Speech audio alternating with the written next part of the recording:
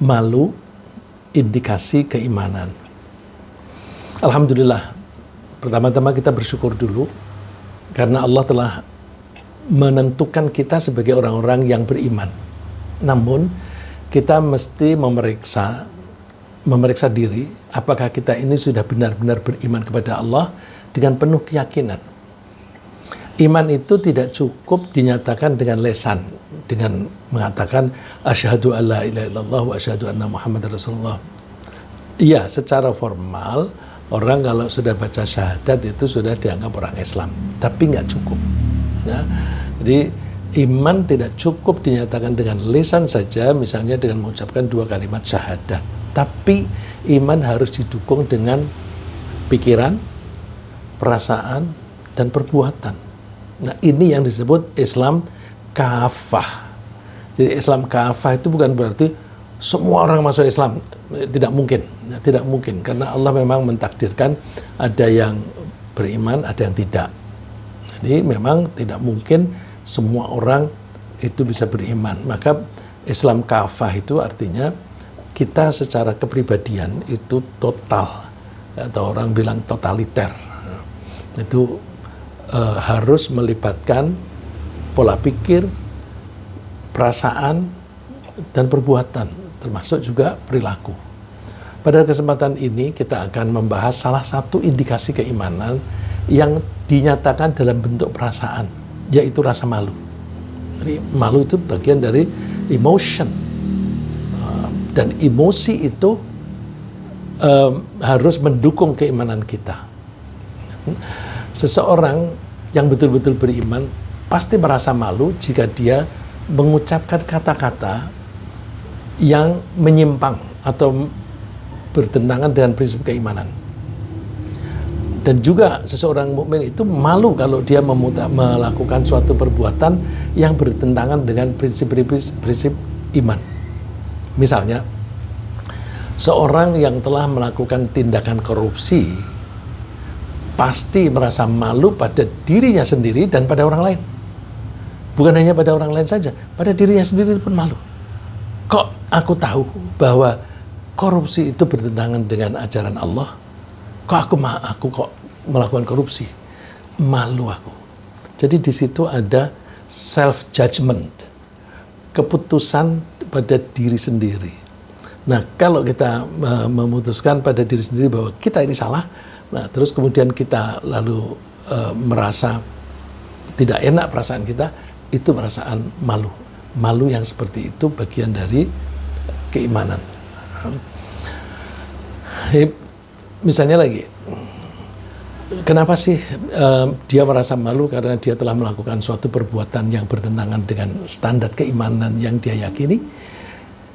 Karena dia sudah mengetahui prinsip-prinsip iman. Kalau orang tidak mengetahui prinsip-prinsip iman, dia nggak punya ukuran. Tidak punya ukuran apakah dia itu sudah betul-betul beriman atau belum. Nah, maka ketika kita beriman, kita mesti mengetahui ukuran-ukuran, takaran-takaran atau batasan-batasan. Nah, itu membutuhkan ilmu. Ya.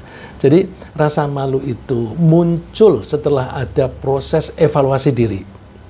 Dengan kesimpulan bahwa ia telah melanggar standar keyakinan yang dia percayai sendiri. Karena standar keyakinan itu adalah keimanan, maka rasa malu itu termasuk bagian dari keimanan itu sendiri. Rasulullah mengatakan, al-imanu bid'un wa sab'un, au bid'un wa sittun. Di sini ada au. Iman itu cabangnya ada 60 sekian. Saya mengatakan sekian itu karena kata bid'un dalam bahasa Indonesia tidak ada. Bid'un dalam bahasa Arab artinya angka antara 3 sampai 9. Nah, karena kita nggak ada kata yang sama dengan bid'un, saya menyebutnya sekian. Ya, iman itu cabangnya 70 sekian atau 60 sekian. Memang ada 2 versi. Yang satu versi mengatakan 70 sekian, yang satu versi mengatakan 70 sekian. Karena ada hadis yang diriwayatkan oleh Bukhari dan ada yang diriwayatkan oleh Muslim. Kalau Bukhari versinya dia 60 sekian, tapi versinya Muslim 70 sekian. Nah, karena itu maka ketika kita menuliskan hadis ini dengan penjelasan bahwa hadis ini dikeluarkan oleh Bukhari dan Muslim, maka dua-duanya kita sebut, tapi dengan kata atau. Fa'afdaluha qawlu la ilaha illallah.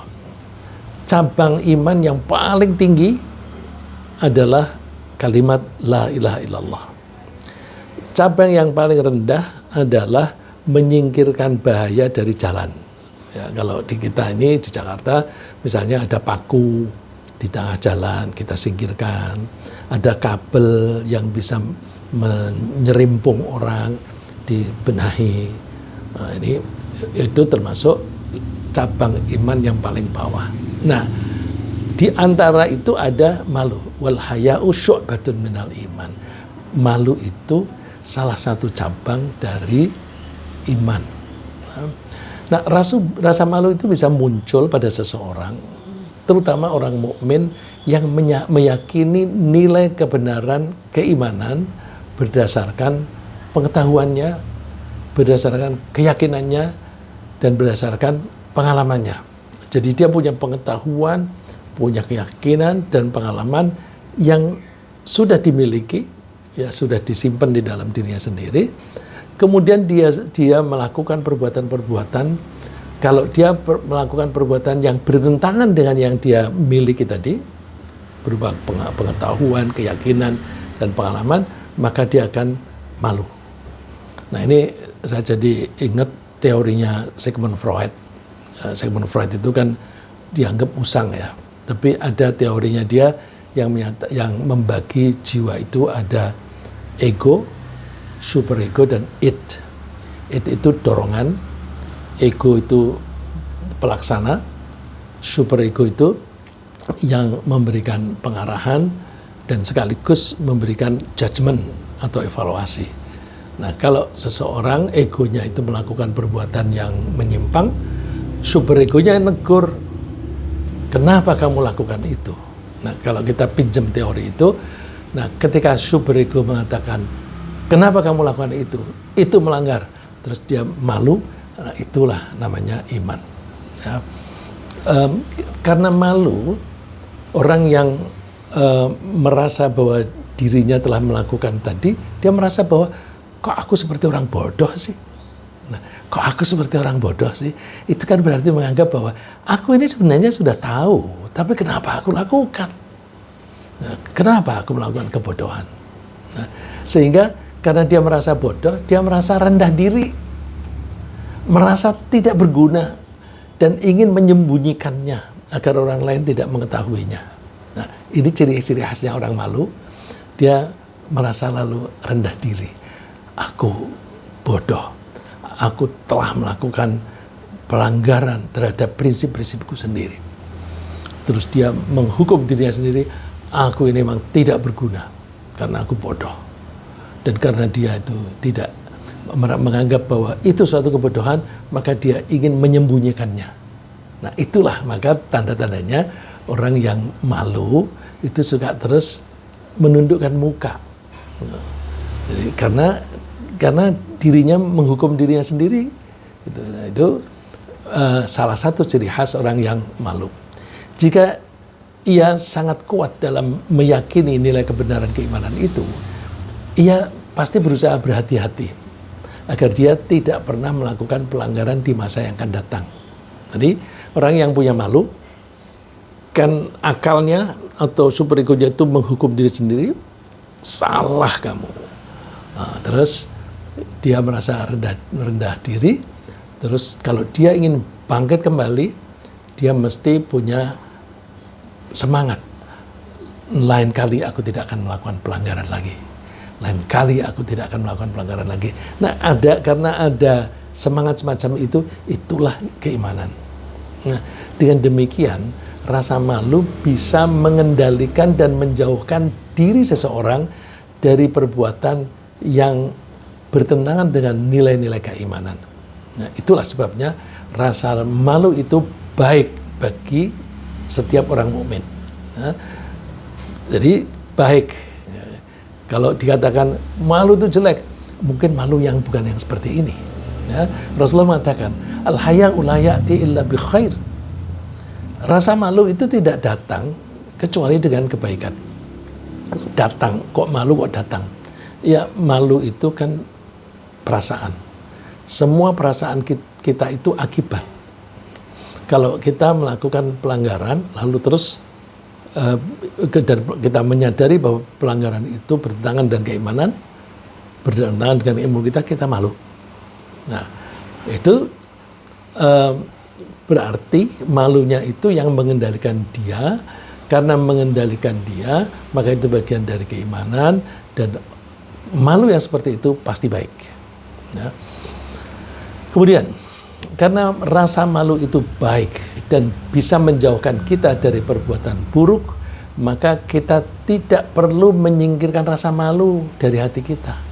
Jadi jangan lalu terus, jangan malu-malu. Nah, kalau jangan malu-malu kan berarti kita ingin menyingkirkan rasa malu. Jangan, malu yang seperti ini. Kalau ayo, kamu harus maju, kamu harus berani tampil di depan. Enggak, aku malu. Bukan malu yang itu ya. Kalau malu yang itu harus disingkirkan. Karena kalau orang seperti itu, malunya itu dipertahankan, dia tidak akan maju. Ya. Dan itu sebenarnya bukan malu, tapi itu takut gagal. Ya. Jadi kita tidak perlu menyingkirkan rasa malu dari diri kita, karena rasa malu itu seperti radar. Ya. Rasulullah SAW pernah menegur seseorang yang sedang menasihati saudaranya agar tidak malu. Ada dua orang, kakak beradik, yang satu menasihati, gak usah malu-malu. Terus ketika dia menasihati begitu, anna Rasulullah SAW marra ala rajulin minal ansor.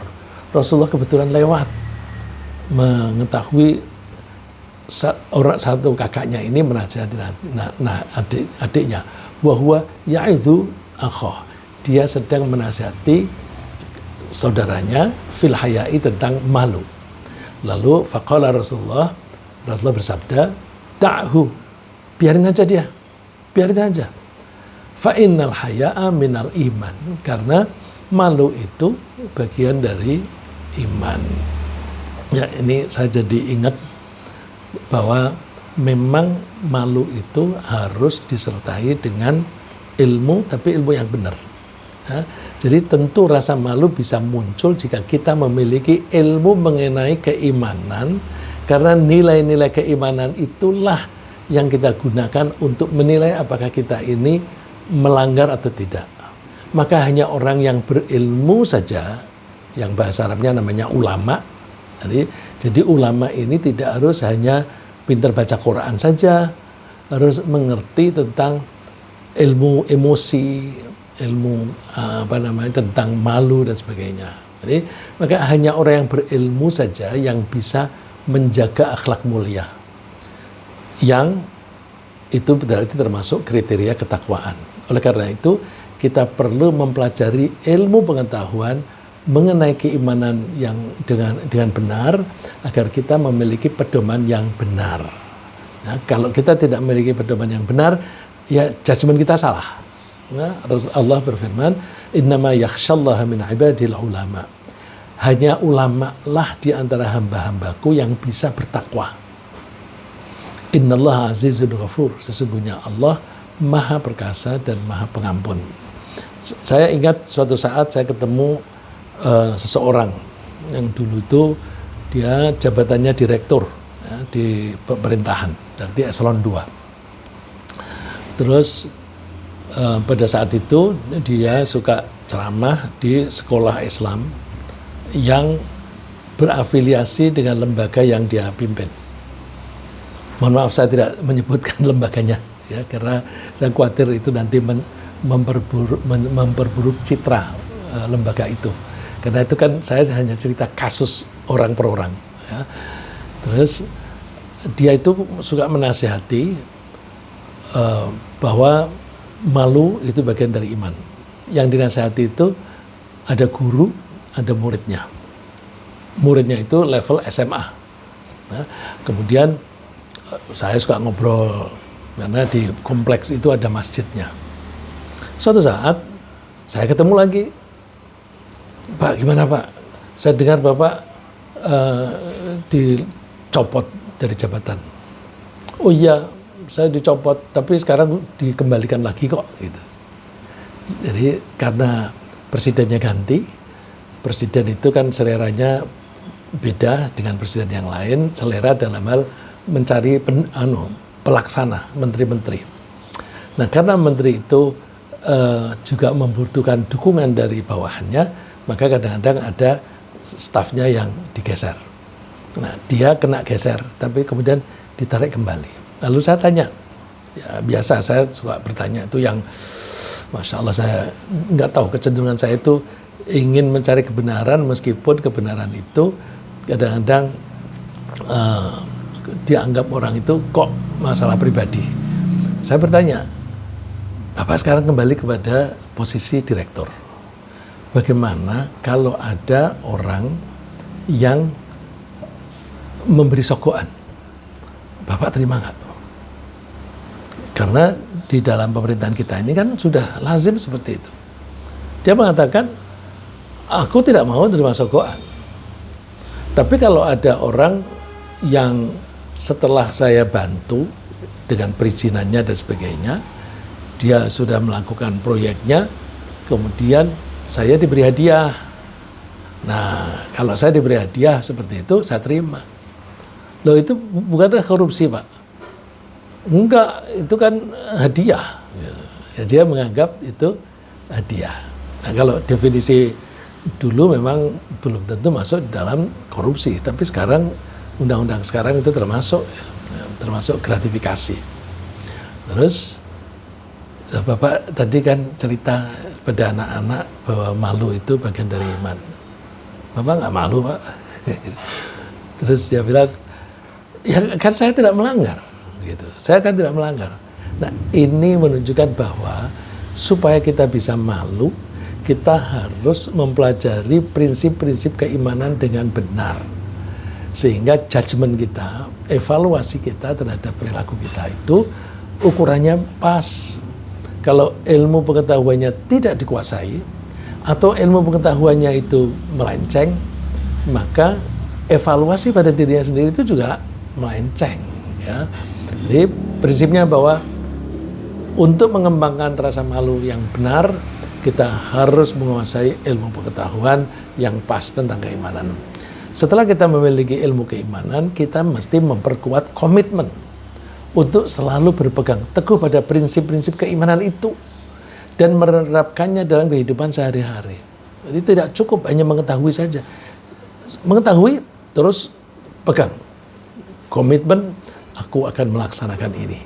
Kalau orang tidak punya komitmen, nanti akan cenderung melenceng. Ya. Fa'amman ladzina amanu billahi wa'tasamu bihi fasayadkhiluhum fi rahmatin minhu. Adapun orang yang beriman kepada Allah, kemudian dia berpegang teguh pada keimanan itu, maka Allah akan memasukkannya di dalam kasih sayang Allah. Artinya Allah akan melimpahkan kasih sayang kepadanya. Wa fadlin, dan Allah akan memberikan kelebihan-kelebihannya. Jadi rizkinya akan dilapangkan, karirnya akan diperlancar, temannya akan banyak dan sebagainya. Wa yahdihim ilaihi siratan mustaqimah, dan sepanjang perjalanan hidupnya dia akan mendapatkan hidayah, akan mendapatkan bimbingan dari Allah mengikuti jalan yang lurus. Nah, jadi pertama kita harus mempunyai ilmu yang benar, kemudian kita perkuat komitmen. Dengan berpegang teguh pada prinsip-prinsip keimanan, kita akan bisa menjaga kesensitifan rasa malu terhadap perbuatan yang menyimpang dari prinsip itu. Jadi perasaan kita harus tetap sensitif. Kalau kita misalnya tidak pernah bohong, kemudian kita bohong sedikit aja, kita akan tergetar hati kita. Tapi kalau kita ulang, nanti tidak lagi sensitif hati kita. Begitu pula malu. Kalau kita menjaga prinsip, nanti begitu kita melakukan sesuatu, kita malu. Nomor satu, malu pada diri sendiri. Nah, itulah yang penting. Kalau dia tidak malu pada diri sendiri, nanti keburu ada orang lain yang menegur. Nah, lebih baik nggak usah menunggu orang menegur. Kita jaga kesensitifan perasaan kita. Jadi kesensitifan dalam rasa malu atas kesalahan itu perlu dijaga agar kita tidak terjerumus dalam perbuatan buruk. Jika seseorang selalu mengabaikan rasa malu setelah melakukan pelanggaran, kesensitifan itu akan hilang dan dia tidak lagi memiliki kendali internal dalam perilaku. Ini sering kita saksikan, koruptor ketika memakai baju oranye masih bisa senyum-senyum, tertawa-tertawa, malah melambaikan tangannya. Dia seolah-olah tidak merasa bersalah. Padahal ketika diproses dalam pengadilan, itu diputuskan dia masuk penjara. Artinya pelanggarannya itu terbukti. Tapi dia masih tertawa-tertawa. Itu artinya dia tidak lagi mempunyai rasa malu. Dan di Indonesia sekarang ini rasa malu itu udah jarang ya, mahal sekali. Nah, kita jaga ya. Inna mimma adrakan nas min kalamin nubuwah al-ula idza lam tastahi fasda' ma syi'ta. Rasulullah mengatakan pelajaran dari dulu mula nabi-nabi yang terdahulu itu lalu mengatakan, ya kalau kamu tidak punya malu ya silakan aja kamu lakukan apa yang kamu sukai, apa yang kamu inginkan. Itu artinya tidak ada kendali lagi. Jadi sayang, kita itu sudah dibekali oleh Allah akal, dibekali oleh Allah perasaan, tetapi akal dan perasaan kita tidak kita gunakan sebagai ukuran kebenaran. Sayang sekali. Ya, tapi banyak orang yang tidak punya lagi kesensitifan itu karena dilanggar. Nah, namun perlu kita tekankan bahwa malu yang termasuk bagian dari iman adalah malu atas perbuatan yang salah atau menyimpang. Atas perbuatan yang benar kita tidak boleh merasa malu. Yang kita boleh malu kalau kita melakukan yang menyimpang. Kalau tidak menyimpang nggak usah malu, bener kok. Ya, jadi pedomannya kita hanya malu kalau kita melakukan perbuatan yang menyimpang. Tapi kalau kita melakukan suatu program, melakukan suatu kegiatan, mungkin orang lain menganggap remeh, tapi kita menganggap ini benar, nggak boleh rasa malu. Ya, misalnya seseorang muslimah itu tidak perlu merasa malu atau khawatir dicemooh oleh teman-temannya jika dia memutuskan untuk memulai mengenakan jilbab. Demikian juga tidak boleh malu atau khawatir diremehkan oleh orang lain jika kita tetap menggunakan kendaraan tua atau murahan dalam rangka menghindari pemasukan uang yang haram. Jadi mobilnya butut tapi jabatannya tinggi, wah diolok-olok, kendaraannya nggak sesuai dengan jabatan. Daripada membeli mobil baru tapi duit yang haram, lebih baik yang begini aja. Diolok-olok, biarin aja, nggak apa-apa. Nah, Allah mengajari kita agar kita tidak perlu merasa malu atas kebenaran. Wallahu la yastahyi minal haqq. Allah tidak malu tentang kebenaran. Nah, kalau Allah tidak malu tentang kebenaran, ya itu artinya kita diajari supaya kita tidak malu tentang kebenaran. Ya, saya punya teman yang waktu itu memutuskan untuk memakai kerudung. Yang mencemooh itu justru teman-teman kita sendiri yang sesama muslim. Dibilang, Mbak, kepalamu mulai botak ya, kok kamu pakai kerudung. Saya diceritain begitu, Masya Allah. Justru teman-teman kita sendiri yang ngomongannya kasar begitu. Orang agama lain gak ada yang berani mengatakan begitu. Tapi gimana? Copot gak? Nggak usah. Dan yang saya saksikan sampai sekarang dia menjadi makin solihah. Ya. Jadi prinsipnya pokoknya kita hanya malu kalau melakukan penyimpangan. Kalau tidak menyimpang, kita tidak boleh malu. Kalau ada orang mengatakan itu malu, sebenarnya bukan malu yang bagian dari iman. Itu adalah takut gagal atau takut dicemooh. Nah, kita tidak perlu takut dicemooh. Orang yang beriman itu wala yakhafuna laumata laim. Orang mukmin itu la yakhafuna laumata laim, tidak takut celaan orang yang suka mencela. Biarin aja. Aku sudah punya prinsip, ini benar.